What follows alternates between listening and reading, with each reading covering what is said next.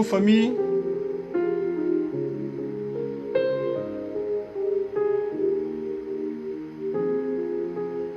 J'espère que vous allez bien ce matin.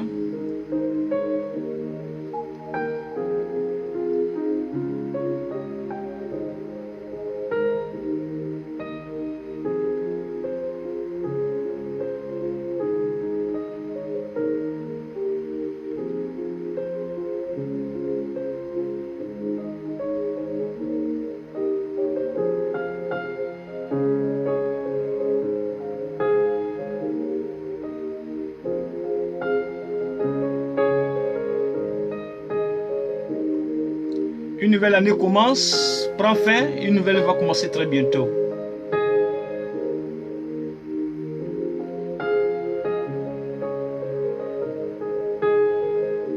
Que le Seigneur nous donne la force. Que le Tout-Puissant nous donne la santé. Surtout la santé. Pour que cette nouvelle année qui arrive soit une année de prospérité, de succès dans nos affaires. Où nous avons échoué, il faut que Dieu vienne nous tendre la main pour qu'il y ait une réussite pour cette nouvelle année qui va commencer très bientôt. L'homme n'est rien. Tu peux avoir toutes tes connaissances. Tu peux avoir toutes tes richesses, toute l'intelligence que tu as en toi, tous tes diplômes. Mais il faut savoir, à travers tout cela, ta vie n'est rien. Elle n'est que un asticot qui se promène dans le vide, mais qui se donne de l'importance. Mais quand il va arriver le malheur, c'est là que tu sauras que tu n'es rien, que tu auras besoin des autres pour te soutenir dans les moments durs, sur le chemin des épreuves. Les épreuves, elles sont beaucoup douloureuses, mais il faut être fort pour surmonter cela. Nous ne sommes pas des personnes haineuses. Peut-être certaines personnes, peut-être, ils sont haineux, c'est vrai.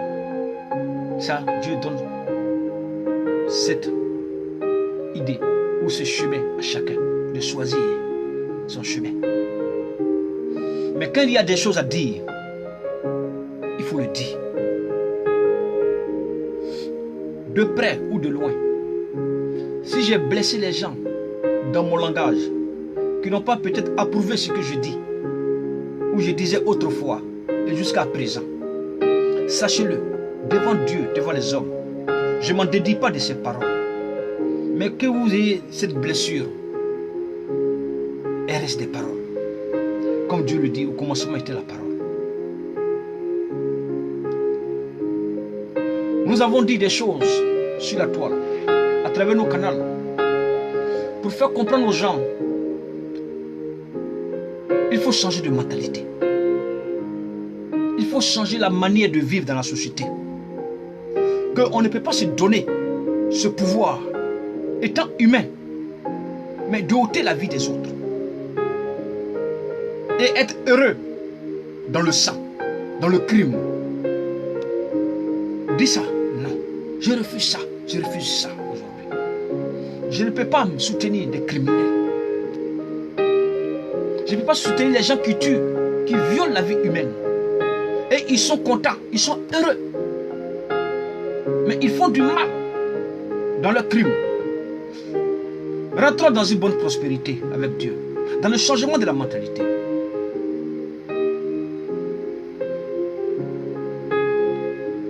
Si rien ne va, pose-toi la question. La vie n'est pas facile. Il faut lutter. Mais restez positif dans ce que tu fais, dans ce que tu dis. Ne pas changer de langage du jour au lendemain pour faire plaisir aux gens. Parce que les gens veulent entendre ce que tu veux leur dire. Pour leur plaisir, pour leur assentiment personnel. Mais ça n'a pas d'approbation devant Dieu. C'est ce que nous pensons dans notre cœur. C'est celle-ci qui rentre dans notre neurone, dans notre mémoire. Et elle vient projeter la parole. Comme elle était dit, la parole était avec Dieu. Regardons un peu dans la Bible un peu. Dans le Proverbe chapitre 5, verset 3, confie-toi au Seigneur ce que tu fais. Et tes projets se réaliseront.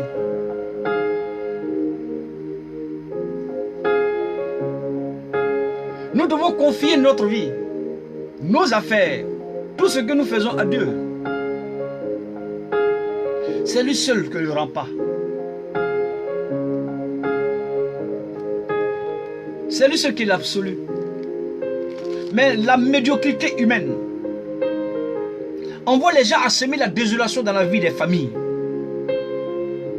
La méchanceté humaine envoie à nous envoyer dans une désorientation familiale et sociétaire où les gens n'arrivent plus à avoir le sens de la vie.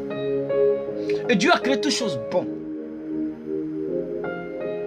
Dieu créant toutes choses bonnes, il donna l'opportunité à l'homme d'être bon. Mais dans la désobéissance à la loi de Dieu, Dieu nous envoie pour nous prendre conscience. Nous ne pouvons pas rester là sur notre sort. Mais il faut dénoncer. Quand il n'y a pas de changement dans les choses, il faut quitter dans l'hypocrisie. Il faut quitter dans le mensonge. Mais étant humain, on ment toujours. Mais la miséricorde de Dieu qui nous accorde, dans la repentance, à reconnaître notre faute, à nous mettre devant nos propres responsabilités, au lieu d'accuser les autres. Mais pose-toi la question déjà, qu'est-ce qui s'est passé? C'est ainsi dans ce proverbe chapitre 7 verset 3, on dit, confie au Seigneur ce que tu fais, mais et tes projets se réaliseront. Si rien n'a marché cette année, assieds-toi et pose-toi toi-même la question, qu'est-ce qui n'a pas marché? Regardons dans le livre de Somme, au chapitre 37, verset 4 à 5, dit, en Dieu, mets ta joie et il comblera les vœux de ton cœur.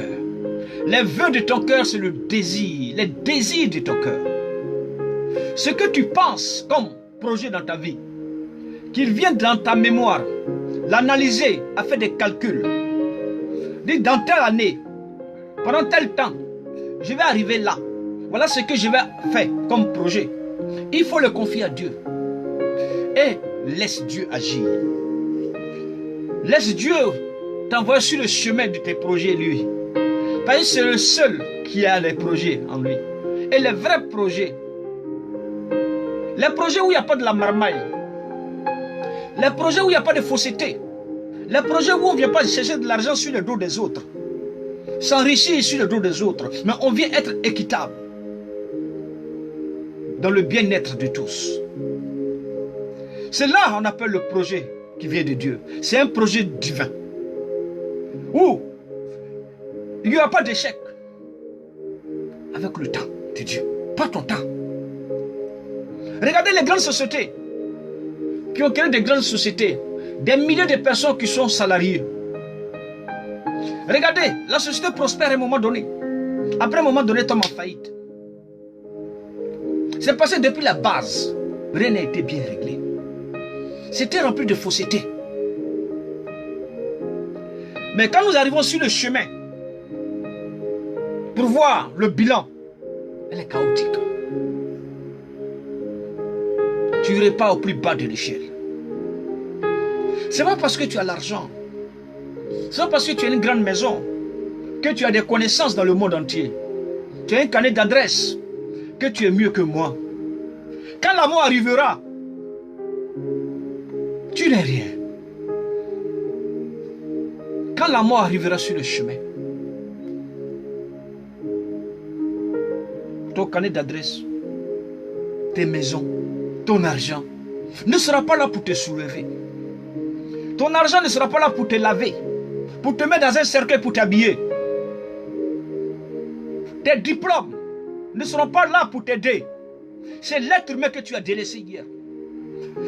Étant humain, il aura cet esprit en lui de pleurer pour toi, malgré ce que tu es. C'est là qu'on appelle la compassion.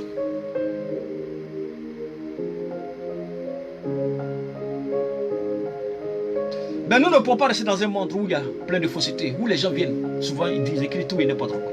Bon. Ils sont bas dans leurs pensées, ils sont bas dans leur esprit, ils sont bas dans tout ce qu'ils entreprennent dans leur vie, parce que c'est médiocre. Et dans cette médiocrité-là, ils n'avancent pas. Vous allez voir, ils n'ont pas de bilan dans leur vie. Les années avancent, ils sont toujours au même niveau. Rien n'avance. Mais ils pleurent sur leur sort. Change ta mentalité et tu verras. Tu apprécieras cette bonne labeur qui vient de là-haut. Le jour que ton étoile va commencer à briller, elle brillera. Personne l'arrêtera. Ne sois pas envieux. Ne sois pas jaloux. Parce que l'autre a porté un beau costume. Il a une belle voiture, une belle maison, une belle femme, des enfants. Que tu n'en as pas. Et tu vas aller jusqu'à même aller chercher même à coucher avec sa femme pour lui faire du mal. Ou aller chercher même à ôter sa vie pour profiter de son bien. C'est être malhonnête. C'est être méchant. Et comment est-ce que toi tu veux que ta vie avance avec ça? Elle n'avancera pas. Parce qu'à un moment donné tu profiteras du bien. Tu profiteras de cette labeur. Mais elle n'aura pas de fruits. Ça, c'est ce que tu auras sémé, que tu vas récolter. On dit que c'est la bonne semence qui envoie une bonne récolte. Changeons de mentalité. Nous voulons attirer l'attention d'un grand nombre de personnes. Que tu sois croyant ou non croyant, c'est un choix. Ton choix n'est pas le choix de Dieu. Mais c'est ce que tu auras choisi. C'est là que tu vas récolter le fruit de ton choix. Mais le Dieu te tend la main toujours. Il te dit, viens à moi. Je te tends ma main. Vous qui êtes fatigués, venez à moi, je vais vous donner le repos. Le repos de votre âme, le repos de votre esprit, le repos de votre orientation. Pour mieux vivre dans la vie terrestre ici.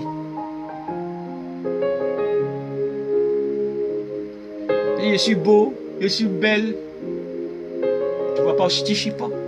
Tu ne vas pas aux toilettes avec ta beauté. Tu ne pisses pas. Tu ne manges pas. Tu ne vas pas mourir demain. C'est là qu'il faut préparer ce changement de mentalité à travers la beauté que tu as en toi. Mais cette beauté que Dieu cherche, ce n'est pas ta beauté physique ou visuelle que les gens voient. La femme, elle a une belle fesse. Elle a un cul qui est comme des saucissons à l'âme.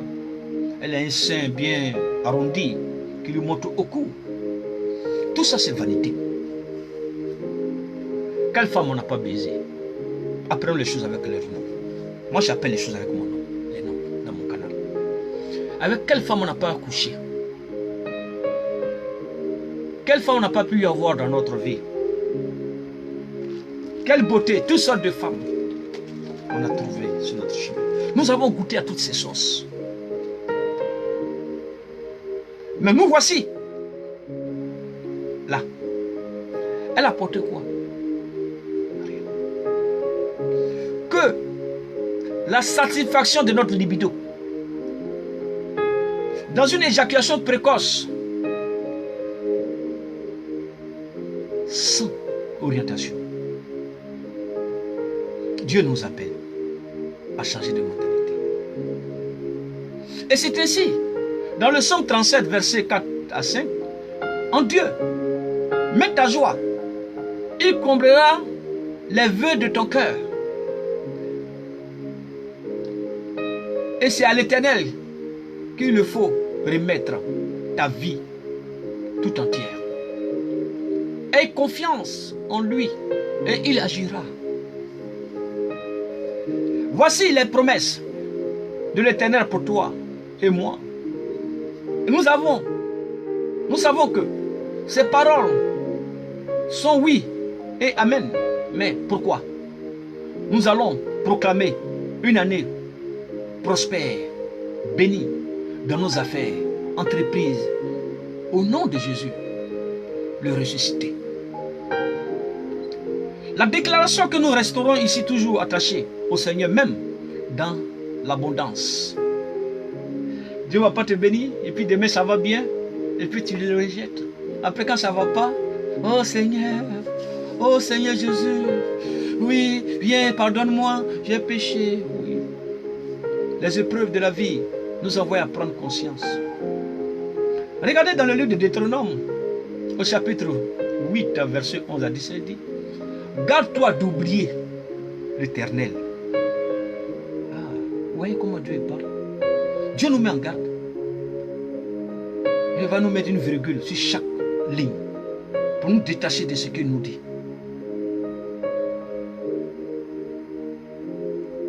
Moi, je vous fais la bonne lecture publique. C'est ça que je prends mon temps. Pour que nous puissions partager ces moments ensemble. Je ne suis pas ici pour vous demander l'argent. Mais je vais vous enseigner les paraboles du dit de Dieu caché. Que beaucoup n'enseignent pas dans vos églises là-bas. Où ils parlent seulement de prospérité, de réussite, de voyager, de se marier. C'est bien. Parce que le mariage, c'est le socle de la vie d'une famille, de la vie sociétaire, le mariage, la vie familiale. C'est le socle de notre vie, à tous. Et Dieu nous bâtit cela dans une bonne analyse. Mais il faut comprendre déjà le contenu.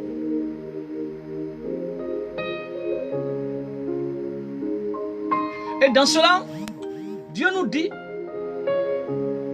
qu'on garde en nous, dans notre cœur, dans notre pensée, de ne pas l'oublier.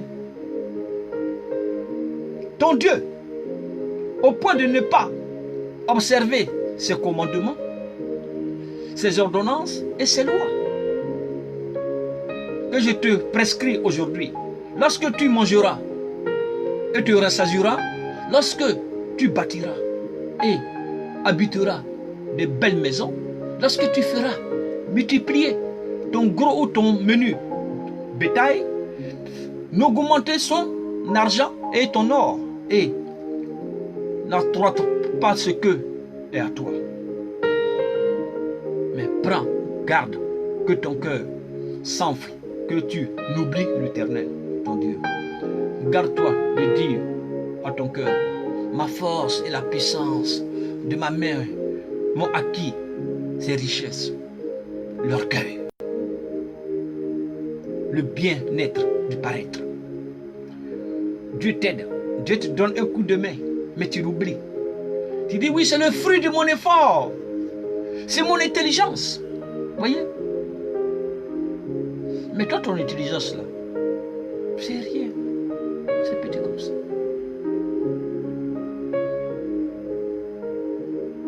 Mais n'oublie jamais Dieu. Les gens peuvent minimiser Dieu, c'est vrai.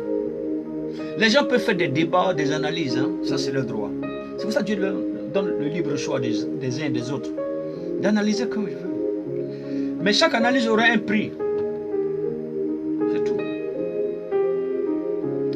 Lisons dans ce verset-là, Deutéronome chapitre 8, verset 11 à 17. Regardons un peu l'analyse. Je sais que le Seigneur fera des choses extraordinaires pour moi à cette année. Mes activités prospéreront. J'aurai du succès dans mes entreprises et projets. C'est pourquoi je prie que tu me donnes un cœur attaché à ta parole. Ne me retire pas ton esprit. Abba le Père, je déclare que je ne suis pas préoccupé par la richesse de ce monde, mais je mets toute ma foi en toi, car tu es mon essentiel, mon pourvoyeur, et la raison de mon existence sur cette terre. Amen. Voilà la vraie compréhension du verset caché de Dieu. dans le parabole. Dieu nous parle il y a longtemps. Moi, je n'ai pas été à l'école biblique, mais j'ai appris à lire la Bible. Mais pas parce que je suis intelligent. Pas parce que je suis l'homme le plus fort. C'est la grâce. Dieu dit, je vais vous montrer les choses cachées. Où certains n'ont pas compris. Mais je reviendrai en vous et je vais vous enseigner la vraie parole cachée. Pour que vous soyez mes enfants.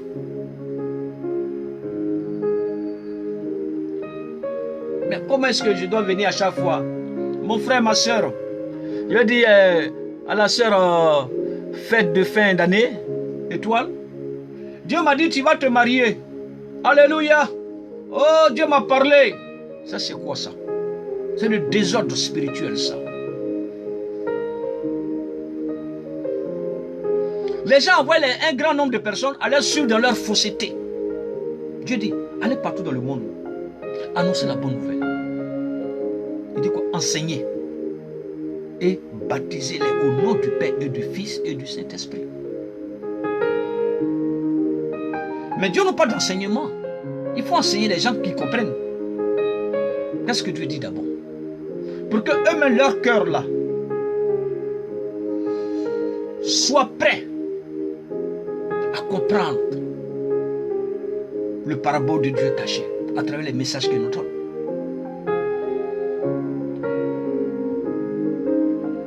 Mais si nous sommes là, tu vas te marier, tu auras un enfant, au nom de Jésus. Mais toi tu es enfant, tu n'es pas marié. Tu vas faire enfant comment? Ça va sortir dans ta bouche. Mets-toi dans les conditions du mariage. Mets-toi dans les conditions pour avoir un enfant. Mais avoir un mari qui va te donner des enfants que tu vas aimer, que tu vas être soumise. Parce que j'entends souvent beaucoup de femmes qui disent, moi je ne peux pas me soumettre à mon homme. Mais la soumission, ce n'est pas l'esclavage. La soumission, c'est de comprendre le sens du mariage. Que dans le mariage, il n'y a pas deux pantalons. Tu veux que tu vas avancer, tu veux prospérer. Mais toi, tu veux porter pantalon. Mais continue à porter ton pantalon. On va te laisser dans ton pantalon là-bas. Et puis, il y a une autre personne qui va prendre ton mari. Et celui ou celle qui ne veut pas porter pantalon, qui veut être soumise à ton mari, elle va prendre le pantalon là, que tu veux là, elle va venir donner ça à ton mari et puis elle va se soumettre à lui. Parce que elle connaît l'importance de la vie familiale et du mariage. C'est pas tout le monde qui se marie. Mais le mariage, c'est le risque de ta vie. Il y a beaucoup de douleurs là-bas. Beaucoup de souffrances. Mais comme Dieu l'a créé bon. Mais si tu ne sais pas mieux organiser ton environnement familial, frère, c'était l'histoire de notre vie. Que Dieu nous aide à nous en sortir. C'est pas facile. L'histoire de notre vie n'était pas facile. Où le diable nous envoyait sur un chemin qui n'était pas la nôtre. Mais avec ce désir du paraître, du bien-être, du plaisir sexuel, qui nous a envoyé à nous éjaculer un peu partout dans tout. Mais Dieu à un moment donné nous frappe dans notre mauvaise moralité. Pour nous envoyer au plus bas de notre chair. Pour nous dire, calme-toi, tu n'es rien.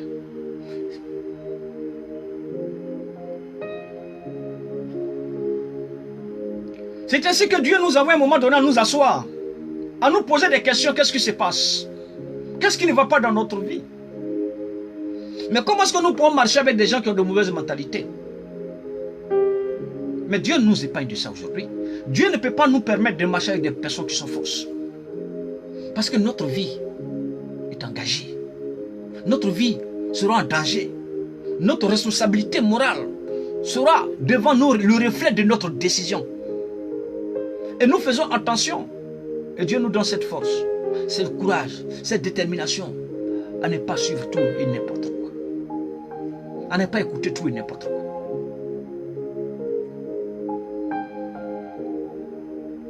Prions pour notre collaborateur, pour notre associé, partenaire et connexion dans le monde des affaires.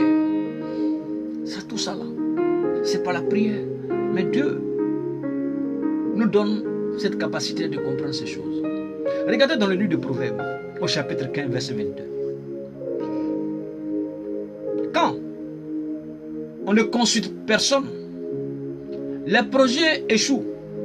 Mais lorsqu'il y a beaucoup de conseillers, ils se réalisent. Ne fais pas des projets avec les gens par hypocrisie. On a vu des gens, des amis qui ont créé des sociétés ensemble. Et après, Dieu fait grâce, que la société commence à prospérer un peu, les affaires commencent à marcher, et d'autres commencent à faire des faux coups à l'autre. Même vous voyez, mais dans les associations, les gens ont créé une association caritative pour un but bien précis. Et au cours du chemin, il arrive que l'association, les gens se divisent. Parce que les gens ne savaient pas le but de leur association. Mais quand ils ont commencé à avoir des petits gains, ils voient l'argent, l'amour de l'argent, l'amour du bien paraître, l'amour de faire croire aux gens que je suis mieux que toi et que c'est moi je suis le chef. C'est moi. Je suis devant, comme je suis le président de l'association, que c'est moi qui décide, c'est moi qui ai le dernier mot. Et vous voyez après les problèmes qu'il y a dedans. La division, la haine, le mépris. Ce qui était semé hier dans le secret, elle sort dans le secret et elle vient maintenant sur les yeux des gens pour projeter cette fausseté qui est dedans.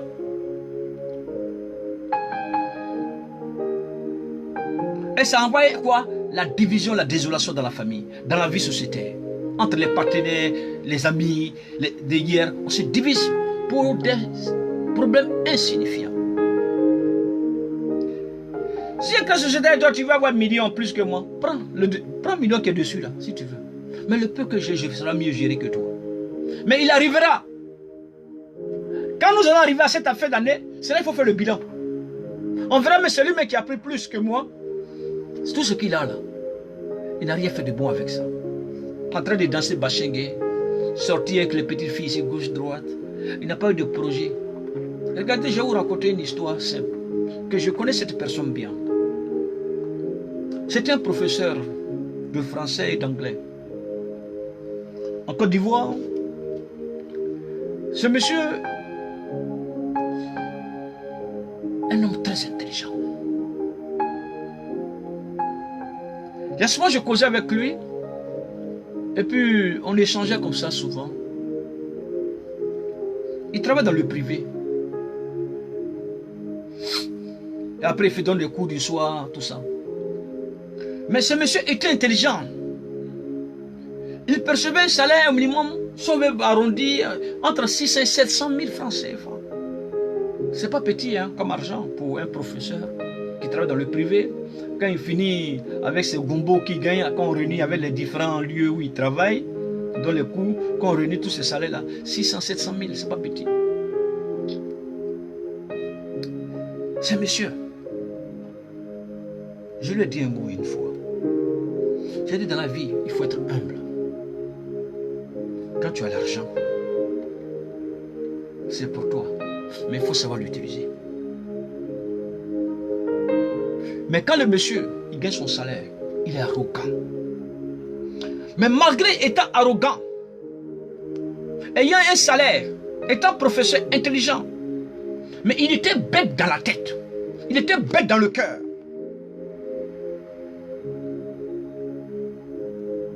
Quand il finissait de faire toutes ces conneries là, avec son salaire, passer de maquis à maquis, de bois de nuit, avec les filles ici, dans les taxis, par-ci, par-là. Mais quand il finit là, il va dormir dans un garage.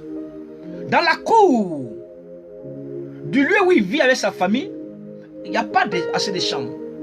Mais il dort sur une table. Il met un matelas ou bien une natte. Et puis il se couvre avec une couverture, il dort. Quelqu'un qui est intellectuel, qui a tous ses diplômes, qui perçoit un grand salaire. Mais quand je le vois, j'ai pitié pour lui. Je pleure dans mon cœur pour lui. Parce que étant intellectuel, mais il n'a rien dans la tête. Mais il ne peut pas mettre ses bras un studio qui va lui coûter 30 000 francs par mois, mais 50 000 francs par mois, dans les 700, 600 000 qu'il gagne. Mais il peut aller coucher à l'hôtel avec des femmes qui vont coûter 15 000, 20 000, 30 000. Là, il paye pour satisfaire sa libido. Lequel il a l'argent, il est zélé. Mais le jour où le 15 du mois arrive, il n'a plus d'argent. Il devient faible. Le 20 du mois, il est obligé d'aller prendre des acomptes pour le 25. Il prend une avance sur salaire. Mais ce monsieur-là, sa vie est désorientée.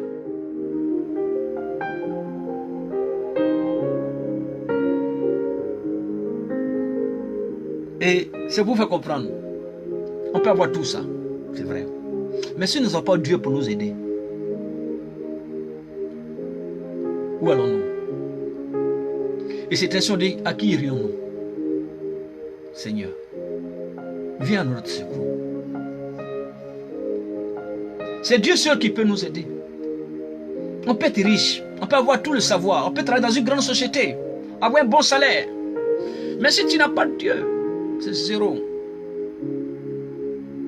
Il y a souvent des gens qui nous parlent de la culture ancestrale. Oui, il faut que nous répartions dans notre culture ancestrale. Mais nous sommes déjà dans la culture ancestrale. Mais Dieu vient nous faire la part des choses. Dans la culture ancestrale et dans notre culture naturelle, que nous vivons dans ce monde naturel, et celle qui est invisible, dans l'orientation de Dieu. Mais si je vis dans une culture ancestrale, culturelle, et que je passe mon temps à faire du mal aux autres, et à faire des médicaments, ou à venir par jalousie tuer quelqu'un d'autre, parce que je suis jaloux de lui, ce n'est plus de la culture, c'est de la sale besoin culturelle. Mais quand nous faisons dans une culture que nous nous associons pour le bien-être de tous, nous sommes dans une bonne culture ancestrale. Mais quand nous sommes dans une culture ancestrale où nous sommes obligés d'adorer quelque chose pour faire du mal aux autres, pour qu'on soit plus fort que l'autre, pour faire du mal si l'autre vient, ça ce n'est plus de la bonne culture, c'est de la sale besogne. Les gens ils parlent, on les regarde, on les observe. Ils vont prendre souvent des petits versets qui les arrêtent dans la Bible, ils viennent comparer avec leurs paroles, leurs dits, les analyses. Ça là, ça n'a pas de sens devant Dieu. C'est l'ignorance humaine, la médiocrité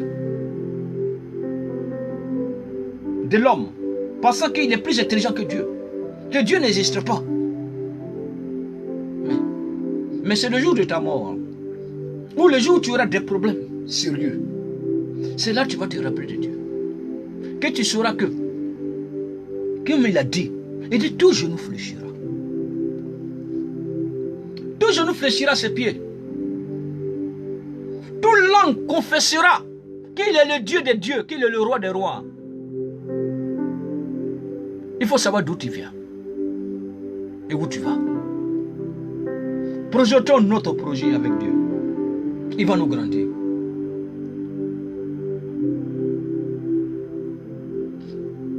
C'est ainsi. Il faut consulter les autres pour que tes projets puissent avancer. Avoir des bons conseillers, une bonne orientation pour qu'elles puissent se réaliser. Mais ce Dieu-là, ce Dieu d'opportunité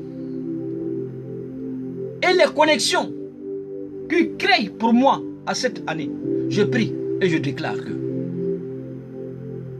je trouve grâce aux yeux de mes collaborateurs, partenaires, associés. Nous travaillons en symbiose. Je déclare que leur présence est mes côtés et en source de bénédiction et de grâce infinie. Au nom de Jésus.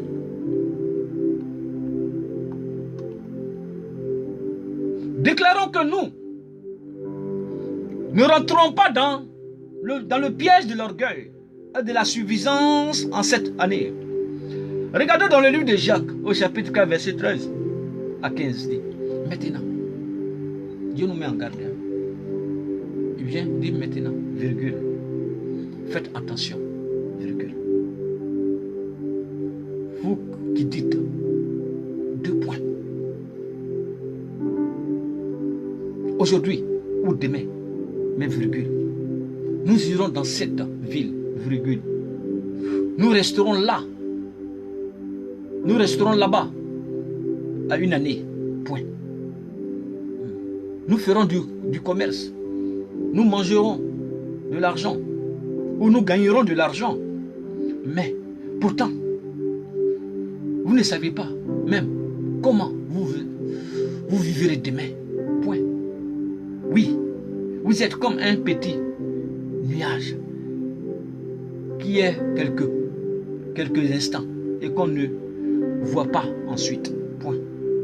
Au contraire, vous devez dire, si le Seigneur veut, nous vivrons et nous ferons ceci. Ou bien cela, que par la grâce, par le nom de Dieu. On dit, projetons-nous. C'est ce que nous demandons à Dieu. C'est pas tout. Mais il faut rentrer dans cette promesse de Dieu. Mettons tout dans la main de Dieu. Disons, Dieu, c'est lui seul. Disons, Seigneur, je vais voyager. Mais j'ai envie de voyager. Mais donne-moi le signe du voyage. Donne-moi comment est-ce que je vais voyager. Donne-moi, oriente-moi et conduis-moi. J'irai. Mais Dieu m'aidera à arriver. Oui, il le fera. Mais il faut que tu te mettes en disposition avec lui d'abord. Voilà le terme. L'Éternel crie à toi. Délivre-moi de tes pièges, de l'orgueil, de la suffisance. Je déclare que je marche et assuré vers le chemin que tu as tracé pour moi. Mais la bénédiction de la prospérité dans lequel je rentrerai à cette année ne soit pas pour moi une occasion de fierté et d'orgueil, mais au contraire, je veux que tu me remplisses d'humilité et de sagesse. Amen. C'est ainsi Dieu nous oriente.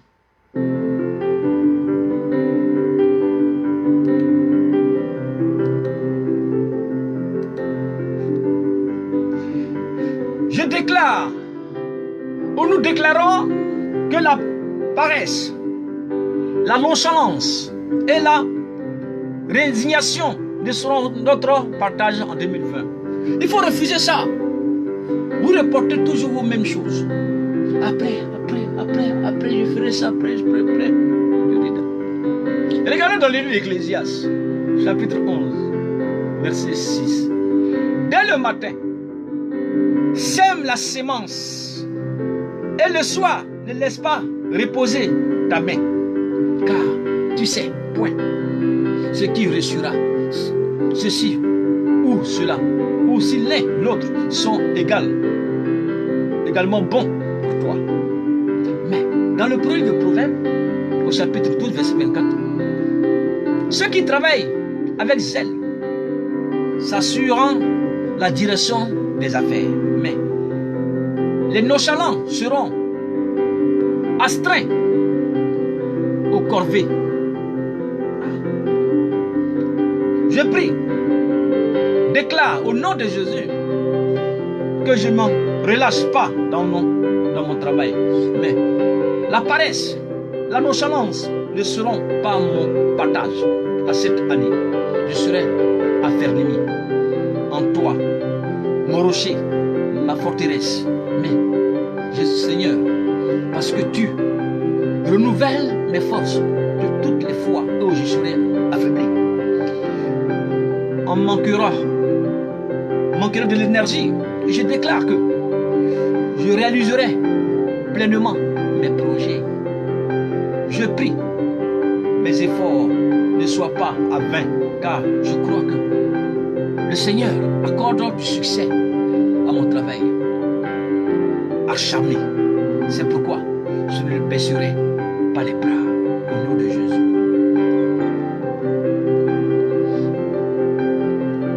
Dans le thème 5, je déclare que la fidélité, l'intégrité seront notre partage dans la gestion des affaires. Dieu n'est pas avec les foussiers.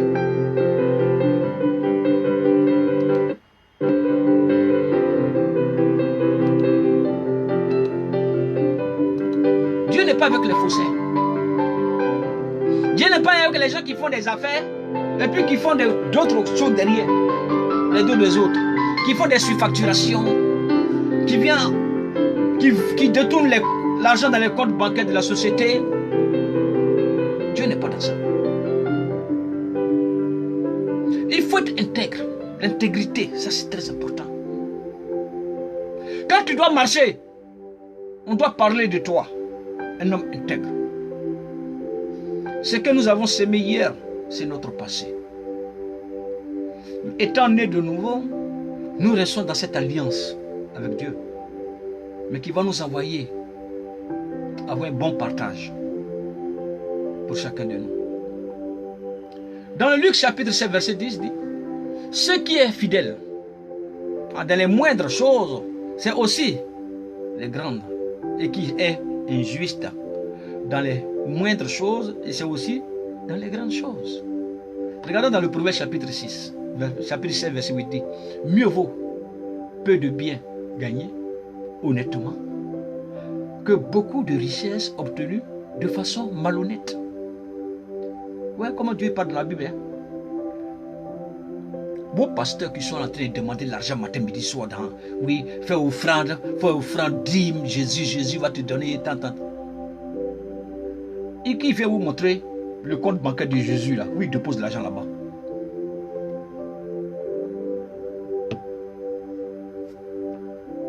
On dit de faire des offrandes, on peut faire des offrandes, on peut donner des présents au pasteur, au l'homme de Dieu, on peut lui faire des gestes, c'est normal, c'est humain. Mais selon la volonté de Dieu, selon l'esprit de Dieu, pas selon la chair. Quand nous donnons avec la chair, nous ne recevons rien de bon derrière. Parce que nous cherchons à avoir l'assentiment, le plaisir de la chose donnée à quelqu'un pour nous enjoliver, pour nous donner une place. Cela n'a pas de sens, n'a pas de fruit. Et c'est ainsi que je me distingue à cette année par la qualité de mes prestations. Je déclare que la fidélité, l'intégrité me caractérisant à cette année. Je proclame que je traite mes employés et mes collaborateurs avec équité. Et équité qui est là aussi. Avec transparence, honnêteté et justice. Et la justice. Oui, Seigneur, je sais que je serai tenté, étant humain. Mais il ne faudrait pas que la chair domine l'esprit. Éprouver quand à mon intégrité et ma fidélité dans mon entreprise et dans mes gestions de mes affaires. Mais c'est pourquoi je déclare que mes actes, mes actions et attitudes témoigneront de mon identité. Il y a identité là-bas aussi. C'est notre personnalité, notre moralité.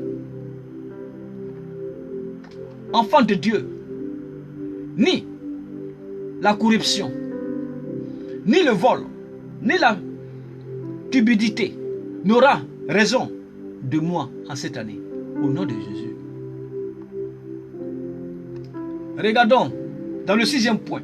Prions enfin que le Seigneur, étendant nos limites, nous préserve du malheur.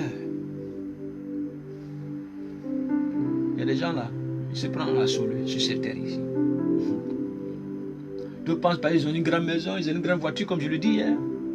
Pour eux là, c'est eux qui doivent décider, qui doivent vivre, qui doivent mourir.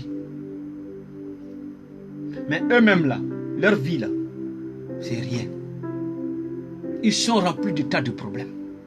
Mais tellement qu'ils sont stressés, eux-mêmes, dans leur propre vie, ils viennent déposer leur stress là, avec leur esprit mauvais là, dans la vie des autres, à pouvoir semer la désolation. Et là, ils sont contents. Ils sont heureux. Ça, c'est le Satan. Regardez dans le livre de 1 Chronique, au chapitre 4, verset 10.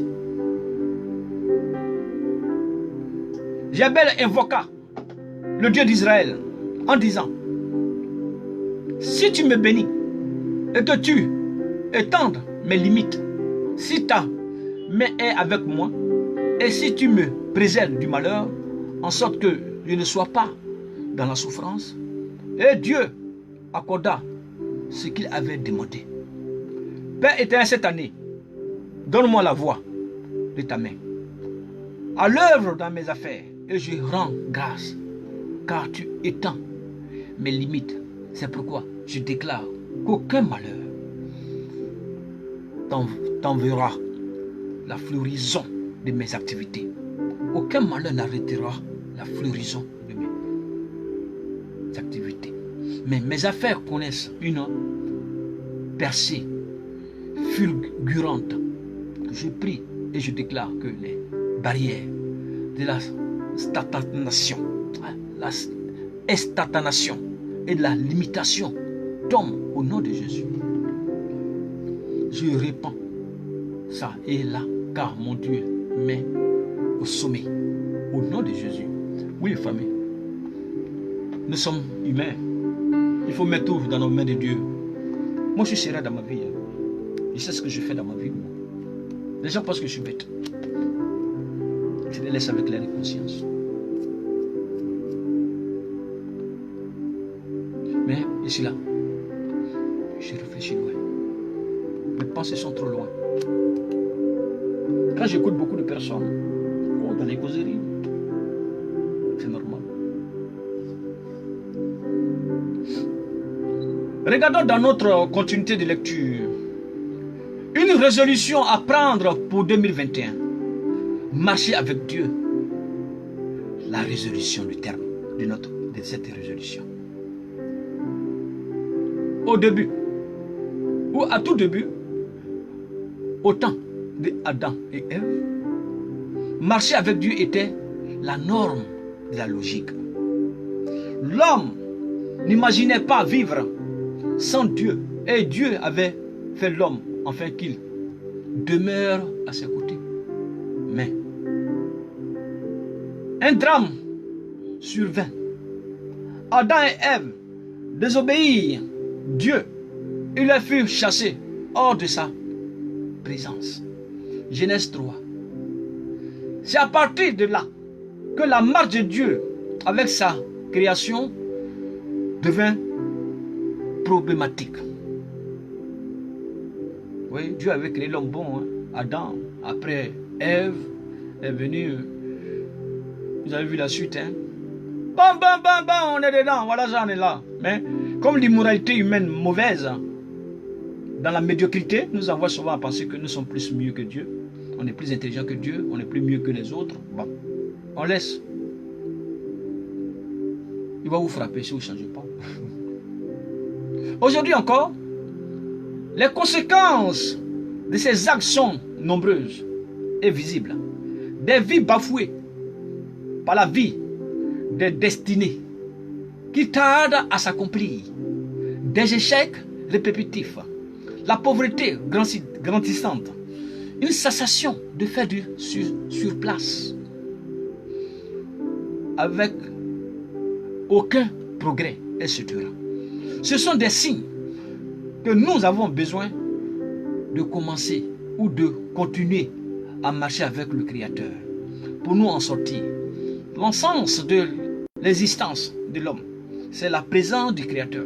Il est celui qui nous guide, car il est le concepteur de notre destinée. Ah, Dieu est le concepteur de notre destinée. Sans ces directifs, nous foncerons tout droit dans le mur. Certainement, tu veux restaurer la marche avec Dieu et que tu demandes comment faire, comment marcher avec Dieu. Cet article, nous espérons que je vais vous donner quelques versets là pour qu'on va comprendre. Ça, ce sont mes analyses bibliques. Je ne suis pas bête. Mais c'est Dieu. Mais c'est pour ça que quand les gens disent, je suis bête, les gens disent, ils sont bêtes. Mais comment est-ce que je me marche avec quelqu'un qui est bête? C'est pas possible. Je ne suis pas bête. Et je ne peux pas marcher avec les gens qui sont bêtes. Quelqu'un qui est bête, c'est qu'il n'a rien dans la tête. Je ne m'associe pas à un bête. Je m'associe à quelqu'un qui est intelligent, qui est plus intelligent que moi. Mais à travers le peu d'intelligence que j'ai par la grâce de Dieu, nous allons mettre notre intelligence ensemble, dans un bon esprit pour avancer ensemble. Comment je peux marcher avec quelqu'un qui est aveugle? De vous dire moi. Quelqu'un qui est aveugle qui ne marche pas bien. Et moi je vois bien, je marche bien. Et je vais venir m'associer à un aveugle. C'est pas possible. Ça ne marche pas comme ça la vie.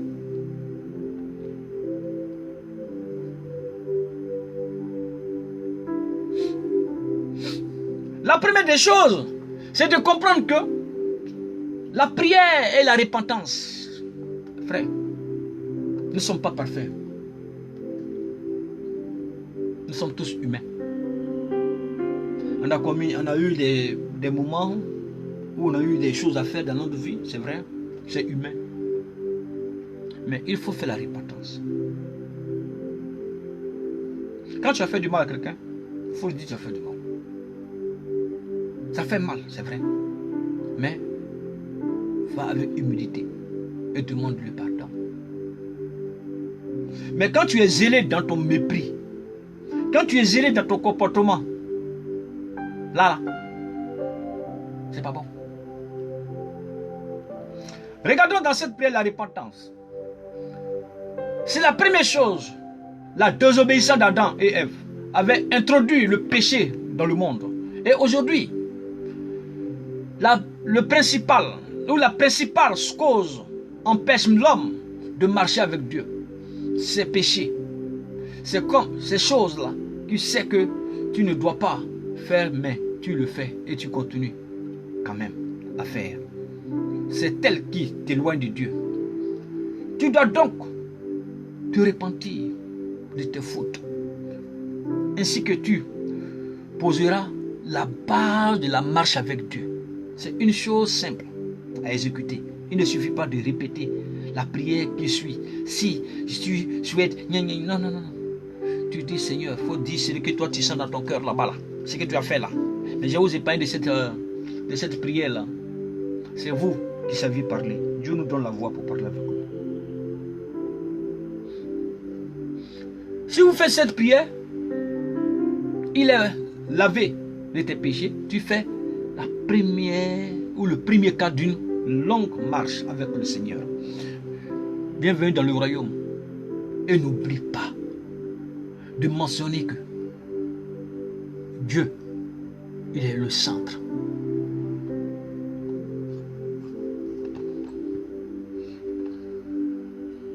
La désobéissance à Dieu.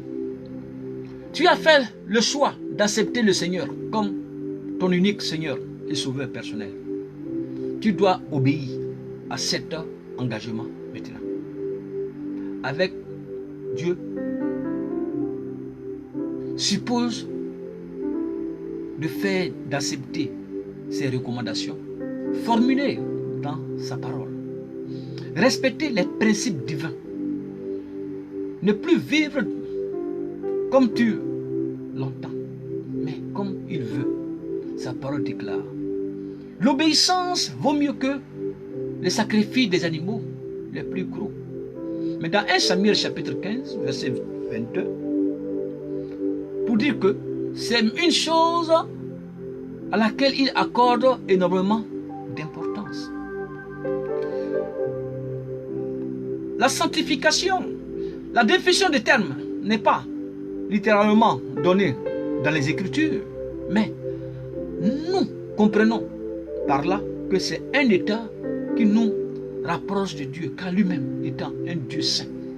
Vivre sanctifié pour Dieu, éviter ce qui pourrait nous suer, mais ce qui nous avons être nuisible à nos marches avec Dieu.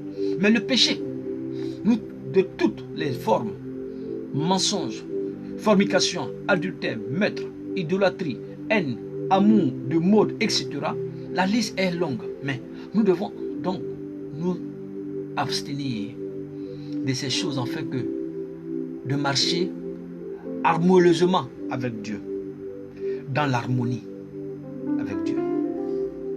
Regardez dans le livre d'Éphésiens, au chapitre 2, verset 3, verset 13. Maintenant, en Jésus, vous êtes jadis éloignés. Ah, jadis éloignés. On va prendre ça dans le terme bien. Maintenant, en Jésus-Christ, virgule, vous qui étiez jadis éloignés de Dieu, vous avez été rapprochés par le sang du Christ, le sang de l'agneau, par le rachat de notre vie à travers le sang du Christ versé pour toi, pour moi, pour nous. La vie de prière, c'est aussi une base pour marcher avec Dieu. Sans vie de prière, il n'y a pas de communication avec Dieu ou avec le Père. Il faut cultiver cet aspect. Si tu souhaites réellement marcher avec Dieu, c'est le moyen qui tu te connectes directement avec Dieu ou avec le ciel. Il n'y a pas d'alternative ici. C'est un point. C'est le premier chemin. Ce n'est pas en vain que sa parole déclare dans 1 Timothée, un des Thessaloniciens, au chapitre 5, verset 17, priez sans cesse. Lorsque tu pries, tu bouscules le monde céleste. Les gens se mettent en action. La volonté de Dieu qui se faisait entendre se manifeste. C'est une arme puissante. Par ailleurs, nous n'avons pas à lutter contre les humains, mais contre les puissances spirituelles mauvaises du monde céleste. Éphésiens chapitre 6, verset 12. C'est faible. Ou nous allons prendre, c'est faisable via la prière. Mais Dieu veut marcher avec. Tu veux marcher avec Dieu? Question. Soit une femme, soit un homme de prière. Prions d'un autre côté. Moi, je n'aime pas les prières hypocrisie. Voilà. Moi, je viens vous parler de la Bible. Je vais vous parler de cette vraie synthétisation biblique, le vrai enseignement biblique. À travers le peu de connaissances que j'ai par la grâce de Dieu. Je ne suis pas pasteur, je n'ai pas été à l'école pastorale, je fais mes enseignements en ligne, je vais faire mes recherches, je lis la Bible, je compare et je cherche les vraies études bibliques. Et je prends connaissance et je viens partager ça avec vous. Au début, il n'y avait pas l'école pour aller apprendre la Bible. C'est Dieu qui enseigne. Et la parole de Dieu est toujours là. Elle ne change pas. Un pasteur qui s'en va chercher, qui va à l'école pastorale, il dit oui, c'est Dieu. Il va faire littérature. Ou bien il va à l'école pastorale. Il sort là-bas, il fait 3 mois, 4 mois. C'est fini, là, il va venir faire ses... Ça, c'est quoi ça? Des fonds de commerce. Dans un esprit mauvais. Sur le dos des gens. Et puis ils sont là souvent. Je suis ici. Je suis dans ton village. C'est ton papa et ta maman qui sont des sorciers. Comment toi tu es un homme de Dieu? Et toi tu vas venir briser la famille des gens. Mais si son papa, que Dieu te révèle que son papa qui est sorcier, mais prie pour la personne, pour que la personne change. Appelle la personne dans le privé. Elle parle, voilà ce que Dieu m'a dit de toi. Il faut changer. Mais quand tu viens mettre ces familles en spectacle, dans une humiliation, tu viens diviser la famille. Et toi, pasteur, tu es content dans ça. Toi, tu es l'homme de Dieu, tu es appelé pour Dieu, pour faire quoi? Pour semer l'union dans les familles. Mais tu viens diviser la famille. Hey! Arrêtez votre marmaille là.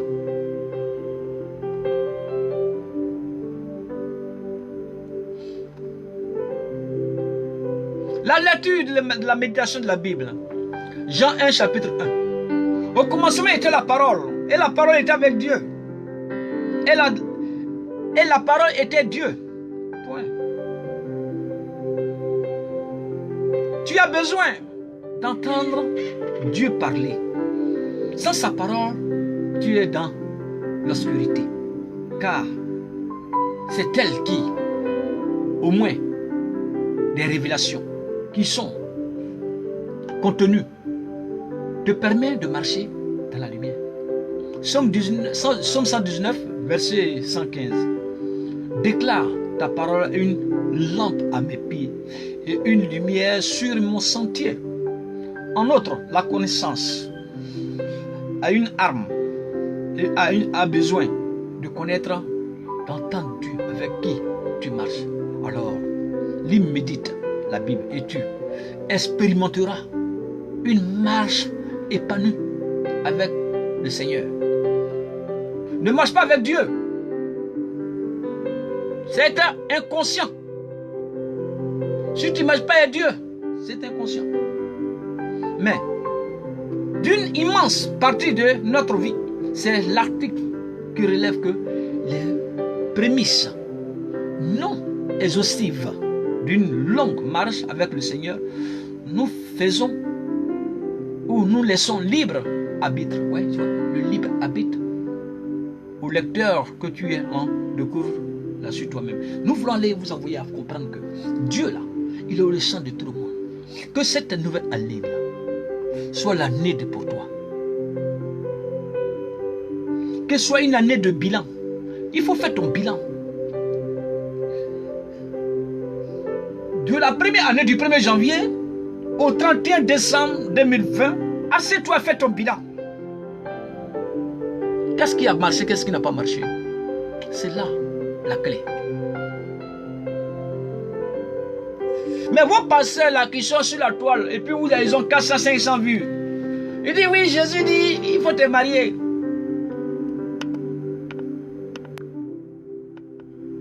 Jésus dit, il faut te marier. Jésus dit, m'a parlé. Il vient de me donner un songe, un message. On te demande maintenant, explique-nous ce que Jésus t'a dit là. Il dit, oui, il m'a dit, il n'a pas dit. C'est quoi ça?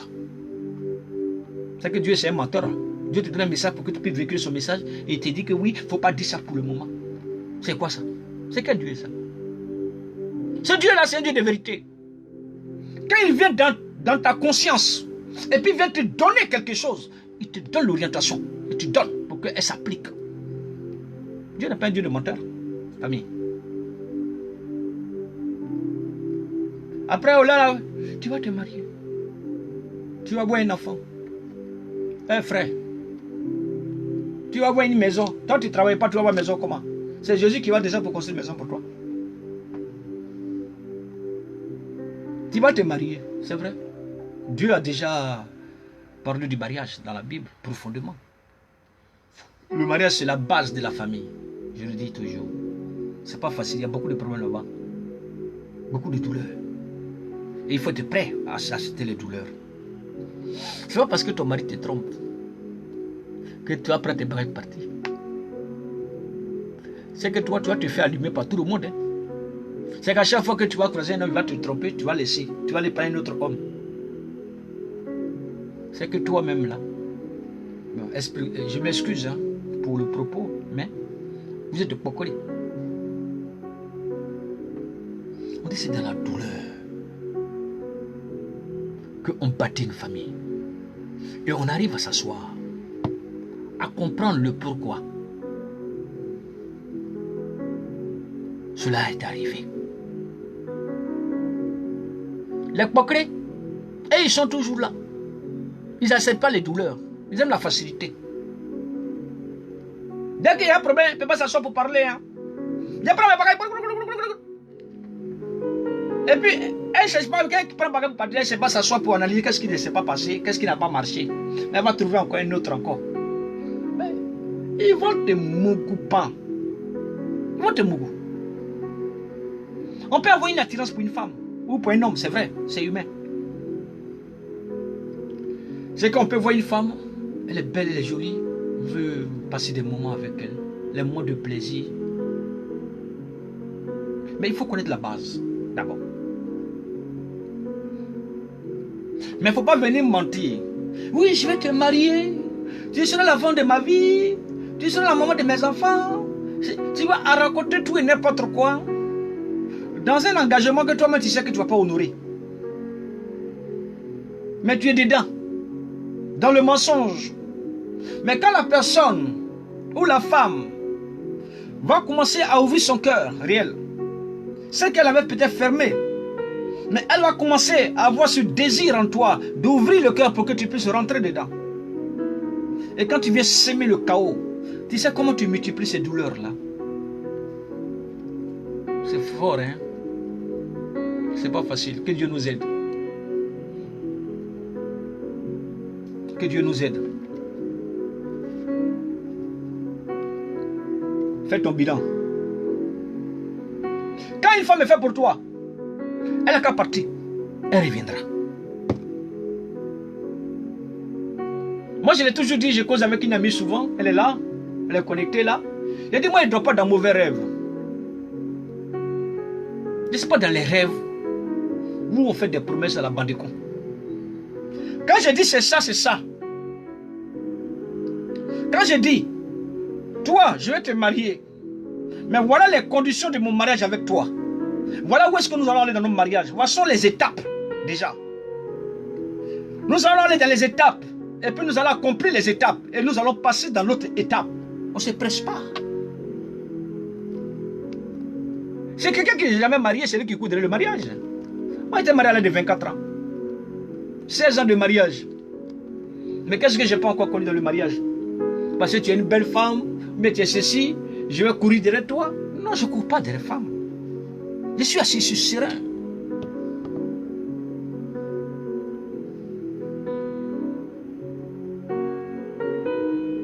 Le problème, ce n'est pas d'être beau ou d'être jovial, non. C'est notre mentalité. C'est ce que nous désirons en nous. C'est ce que nous allons mûrir en nous. C'est ce que nous allons projeter aux yeux des gens. Je vais me marier. Je vais avoir une maison, mais tu vas avoir une maison, va travailler. Travaille et puis on commence à cotiser. Mets de l'argent de côté pour épargner. Quand tu auras une maison, là après tu vas te marier. Parce que tu ne vas pas même mettre ta femme chez tes parents, dans ton salon. Dans le salon de tes parents. C'est inconscient. Ceux qui font ça, ils sont inconscients. Et toi, tu vas te promener, tu vas boire dans les maquis, dans les boîtes, tu vas danser bachingue là-bas. Et puis tu prends une femme là-bas, tu viens dormir avec le salon et chez tes parents. Est-ce que quand toi, mais tu dors là, et puis quand tu te réveilles, et puis tu vois ça là, est-ce que tu vois que ta conscience là, mais c'est normal? Est-ce que tu vois que ta mentalité là, ta réflexion toi-même là, avec l'attitude que tu fais, dans lequel tu es, est-ce que tu vois que c'est normal? Est-ce que ça va bien dans la tête? Tu es un vagabond sexuel.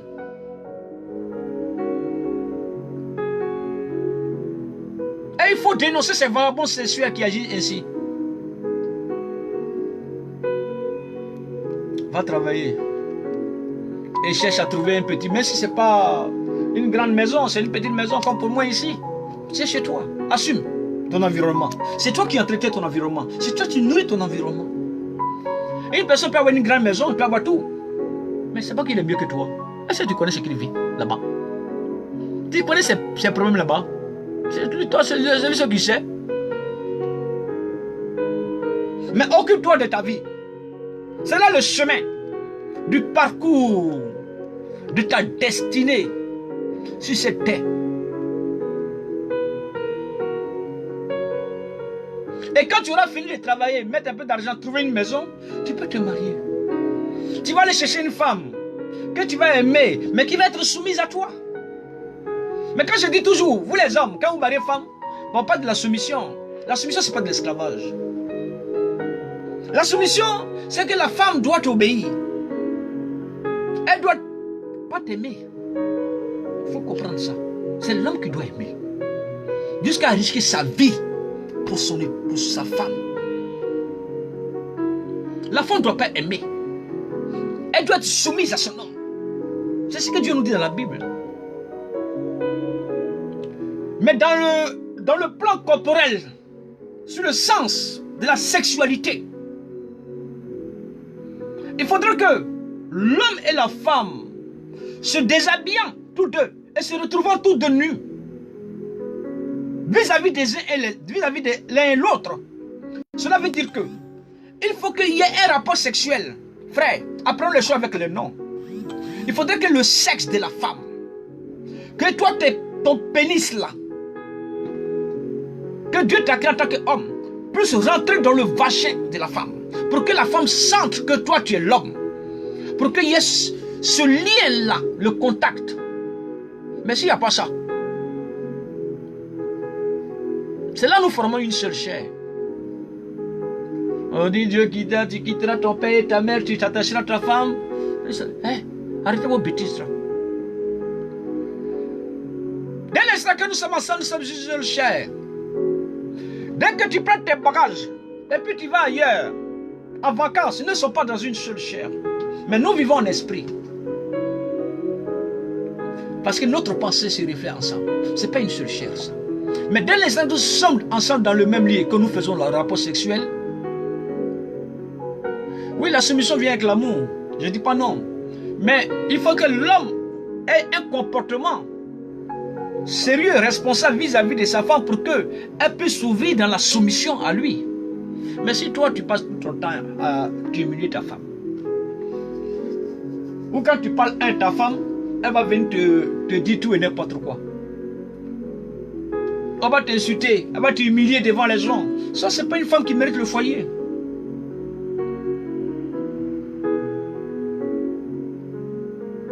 C'est des femmes insensées. Mais tu vas les voir beaucoup comme ça, se promener à l'église. Mais quand elles sont à l'église, leur vie n'a pas changé. Elles sont toujours pareilles. Parce qu'elles n'ont pas connu le chemin. Vrai. Elles n'ont pas eu le rendez-vous avec le Christ.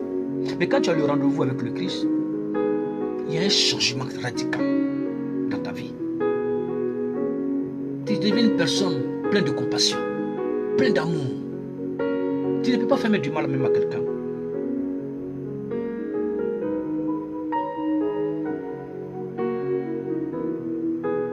L'homme doit aimer sa femme.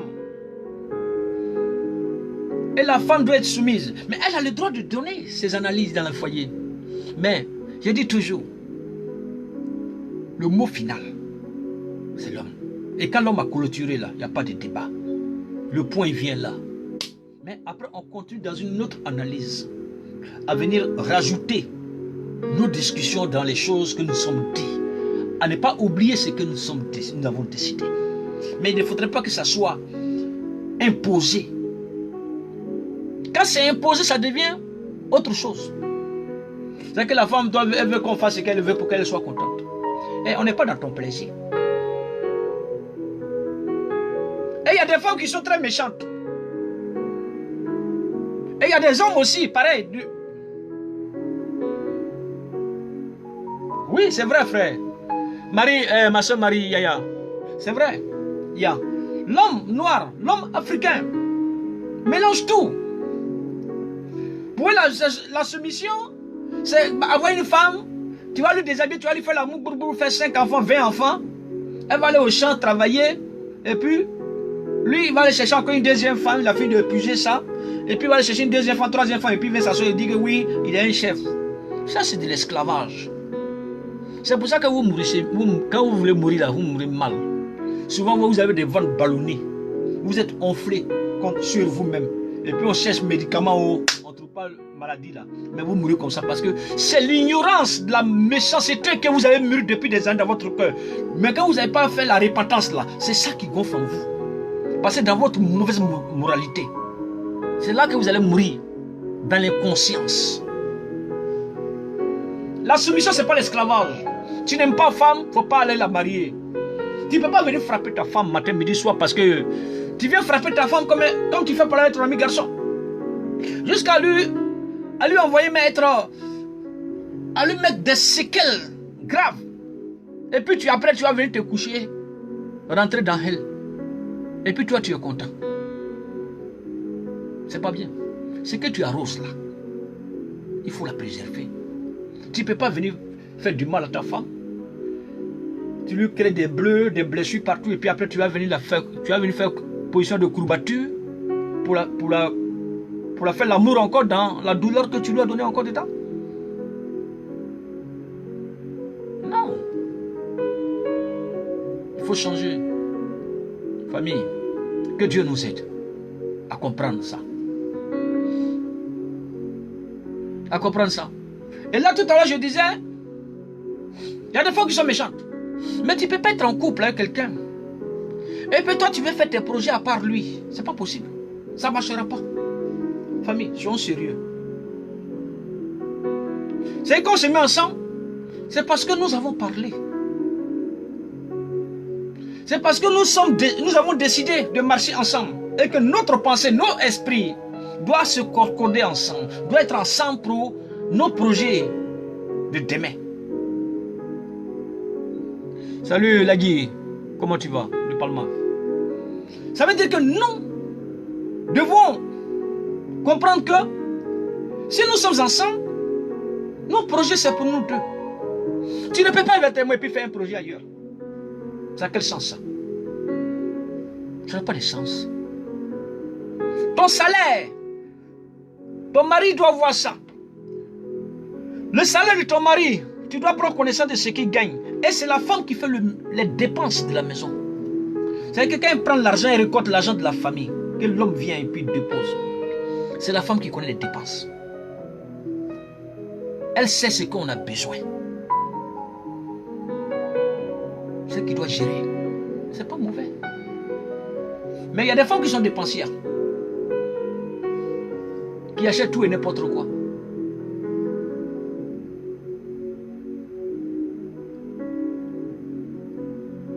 Après, tu peux réécouter. David en Lange, ça va bien? Salut à toi, frère, depuis ta position. C'est-à-dire que cette dame-là, une femme qui est bien pour le foyer, hein. Elle ne parle pas des femmes aux alakanini, là, qui ont porté les couleurs par-ci, par-là, pour venir montrer, oui, je suis bien, je porte les cheveux humains. On n'a pas dit qu'une femme n'a pas le droit de le faire. Tu dois être belle pour ton mari, tu dois être belle pour ton homme.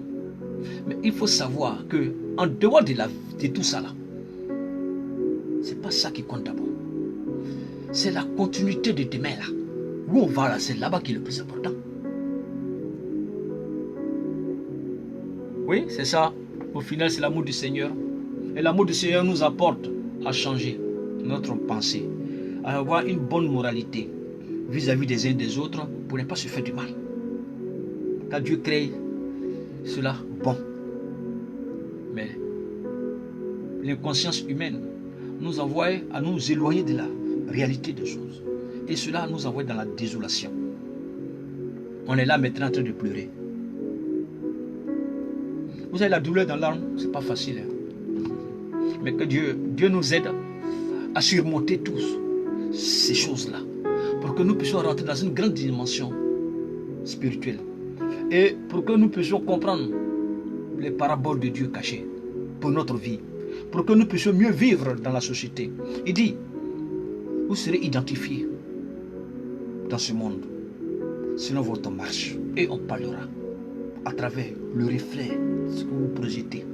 Les gens seront qui vous êtes. Parce que nous sommes les références.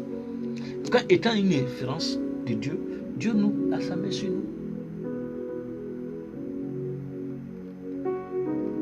Dieu a sa main sur nous. Et nous ne devons pas craindre. Voilà famille.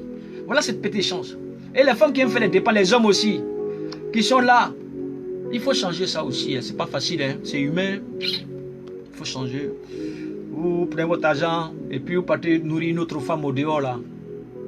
Ça c'est le passé. Il faut le faire aujourd'hui pour la famille, pour ta famille. Il faut nourrir ta femme. Ta femme ne peut pas avoir faim. Et puis tu es assis avec une autre femme qui n'est pas ta femme. Tes enfants ont faim. Et puis tu vas aller nourrir l'enfant de quelqu'un d'autre au dehors. Tu es méchant. Tu es un démon. Tu ne mérites pas le foyer. Tu es une personne, je ne sais pas dans quel monde tu es né.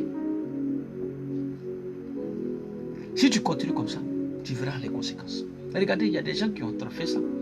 Mais après, là, 30 ans de service, leur vie, c'est néant, c'est zéro.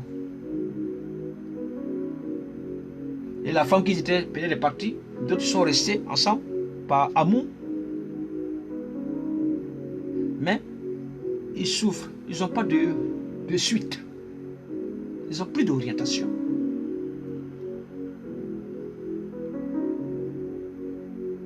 C'est pas normal. Que Dieu nous aide à nous en sortir. C'est lui seul qui peut nous aider. Quelle que soit notre intelligence, quelle que soit notre force, nous ne pouvons pas. C'est lui seul qui peut envoyer cette main invisible dans notre vie pour nous booster, aller de l'avant. Que cette année-là, qui arrive 2020, soit l'année de l'espérance, l'année du bonheur, l'année de la joie, de la paix. Que ce qui n'a pas été réussi en cette année de 2020 là, en rentrant en 2021, que tout se débloque pour toi. Que tu fasses du témoignage de ta vie, ce que Dieu a fait pour toi.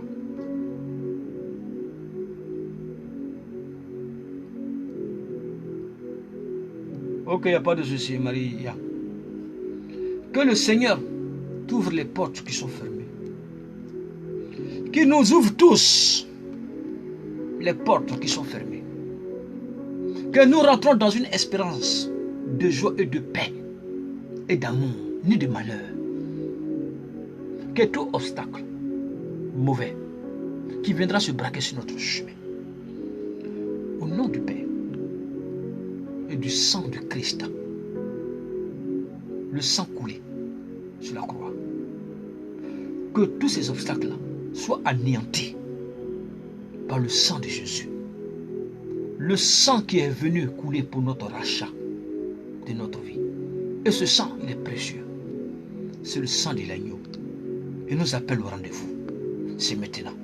Quittez dans les débats inutiles avec les gens, dans les analyses folklore. Votre responsabilité sera la récolte de ce que vous avez sémé. Mais quand nous voulons s'aimer bon, nous allons récolter bon.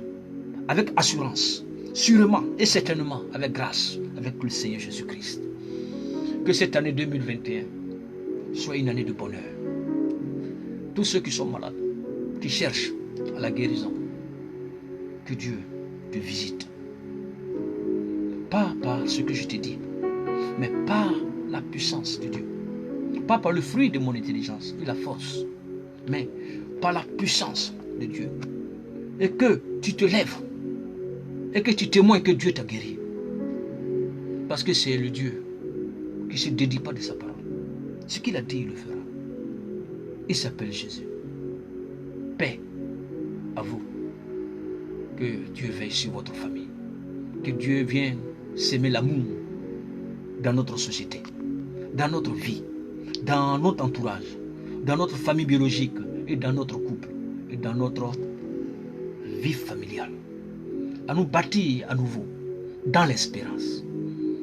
Vive la Côte d'Ivoire, vive le peuple ivoirien, paix et joie, que Dieu veille sur vous, qu'il se souvienne de chacun de nous, dans les moments opprimés, dans le moment où nous sommes opprimés, dans le moment où des milliers d'Ivoiriens se sont retrouvés morts injustement, par la faute des dirigeants irresponsables, vauriens, mais qui s'en donnent au meurtre, dans le crime génocidaire et de sang, pour leurs ambitions démesurées, pour le pouvoir d'État, qu'ils laisseront pour mourir demain. Mais des milliers de personnes, de familles, souffrent aujourd'hui, sont opprimées. Notre liberté de penser, d'expression est confisquée par un groupe de démons. Mais il faut lutter contre l'esprit démoniaque qui vit en eux. Il faut les pourchasser. Il faut les chasser par le nom du Christ. Invoquer Dieu, que Dieu nous vienne en aide. Car il ne nous oubliera jamais. Oui, frère, ce combat que nous sommes tous dedans, c'est le combat de notre dignité. Et elle doit être restaurée dans la dignité. Sans faux fuyant, sans fausseté. Nous dirons ce qu'il y a à dire pour que le diable soit anéanti. Pour que l'attitude mauvaise de ce satrape, sataniste, démoniaque, qui est M. Alassane Ouattara, et son groupement politique, qui ont passé leur temps à tuer, que le feu soit sur eux là-bas. Que Dieu se souvienne du peuple de Côte d'Ivoire, qui est mort dans l'injustice. Justice pour le peuple de Côte d'Ivoire. Comme on le dit, la paix, ce n'est pas un vain mot, mais c'est un comportement. La réconciliation, ce n'est pas un vain mot, c'est un comportement. Nous allons continuer notre combat avec l'appui du Seigneur. Et personne ne pourra nous faire taire, sauf le Seigneur. Le jour de notre mort, qu'elle arrivera, elle viendra. On n'y peut rien. C'est Dieu seul qui peut nous préserver. Famille, bonne année à vous tous. Bonne année au peuple de Côte d'Ivoire et au monde entier. Aux croyants et aux non-croyants, même à nos frères musulmans, et même qui ne sont pas musulmans, qui sont croyants, mais qui ne sont pas pratiquants, mais qui sont beaucoup croyants aussi, qui pratiquent. Bonne année à vous tous. Nous sommes des frères, la famille. Nous devons nous écouter avec un esprit correct, responsable, pour le bien-être des uns et des autres. Bonne année 2021 à tous les Africains du monde, à tout le monde dans ce monde qui souffre. Que cette sale maladie, de cette pandémie du Covid-19, cette maladie qui est remplie de virus, que les gens envoyaient pour tuer le monde, il faut que eux, ça se retourne contre eux. Nous devons être épargnés parce que nous sommes enfants de Dieu. Et c'est une promesse. Il faut que cette pandémie-là, ceux qui ont envoyé là, ça les tue eux-mêmes. Ils ne doivent pas vivre. Ça doit les atteindre un à un. Restons dans la présence et Dieu fera la suite de notre combat pour nous tous. Bonne année, c'était moi, le frère Dogbo qui prie. Merci et bonne journée à vous.